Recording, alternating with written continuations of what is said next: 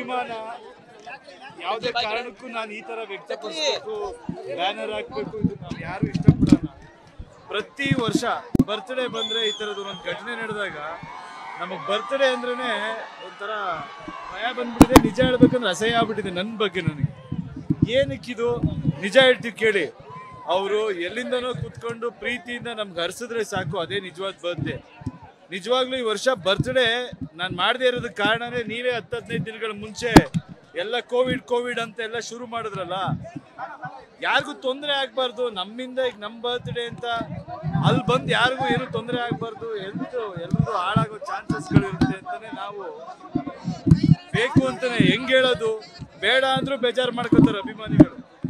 ಮಾಡಿದ್ರೆ ಏನೋ ಒಂದು ಇದಾಗುತ್ತೆ. ಅವ್ರ ಪ್ರೀತಿ ತೋರ್ಸೋದಕ್ಕೆ ಈ ತರ ಈಗ ಮನೆಗೆ ಯಾರಾಗ್ತಾರೆ? ದುಡ್ಡು ಸಹಾಯ ಯಾರು ಬೇಕಾದ್ರೂ ಮಾಡ್ಬೋದು. ಮನೆಗೆ ಮಗ ಬರ್ತಾನೆ,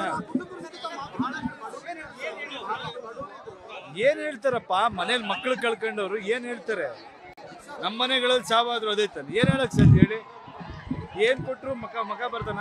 ಅಥವಾ ಈಗ ಹುಡುಗರುಗಳು ಇನ್ನೂ 20-25 ವರ್ಷ ಹುಡುಗರು. ಅನುಕ್ಷಣದ ಸುದ್ದಿಗಳಿಗಾಗಿ ವಿಸ್ತಾರ ನ್ಯೂಸ್ ಯೂಟ್ಯೂಬ್ ಚಾನೆಲ್ ಸಬ್ಸ್ಕ್ರೈಬ್ ಮಾಡಿ. ಹೊಸ ಸುದ್ದಿಗಳ ನೋಟಿಫಿಕೇಶನ್ಗಾಗಿ ಬೆಲ್ ಐಕಾನ್ ಕ್ಲಿಕ್ ಮಾಡಿ. ಲೇಟೆಸ್ಟ್ ಅಪ್ಡೇಟ್ಸ್ಗಾಗಿ www.vistaranews.com ವೆಬ್ಸೈಟ್ಗೆ ವಿಸಿಟ್ ಮಾಡಿ. ಅಂಗೈಯಲ್ಲೇ ಜಗತ್ತಿನ ಸುದ್ದಿ ತಿಳಿಯಲು ವಿಸ್ತಾರ ನ್ಯೂಸ್ ಕನ್ನಡ ಆಪ್ ಡೌನ್ಲೋಡ್ ಮಾಡಿ.